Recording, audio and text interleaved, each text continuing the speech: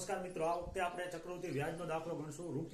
₹4000 નું 10% લેખે 2 વર્ષનું ચક્રવૃદ્ધિ વ્યાજ શું થાય? મિત્રો સૂત્ર આવડતું હોય એટલે ઝડપથી જવાબ આવી જાય કે a બરાબર p કૌંસમાં 1 વત્તા r ના છેદમાં 100 એનો n ઘાત. તો અહીંયા આપણે a આપણું ચક્રવૃદ્ધિ વ્યાજ સહિતનું વ્યાજ મુદ્દલ આવશે, તો અહીં લખશું 4000 કૌંસમાં 1 વત્તા 10% છેદમાં 100 અને એની n ઘાત એટલે 2 વર્ષ. 4000 ગુણ્યા અહીંયા 10 લાવ, અહીંયા 100 લાવવા માટે ઉપર 100 ગુણાકાર સરવાળો કરો તો 110 થઈ જાય છેદમાં 100 અને n એટલે 2 ઘાત તો 2 વાર મૂકી દેવાના. 110 છેદમાં 100. આ બે મીંડા અહીંથી કટ થઈ જશે અને આ બે મીંડા અહીંથી કટ થઈ જશે. આવશે 4840 રૂપિયા. જો વ્યાજ શોધવું હોય તો એનું સૂત્ર છે d + i. આપણી પાસે આવ્યું છે આ a આવ્યું છે તો 4840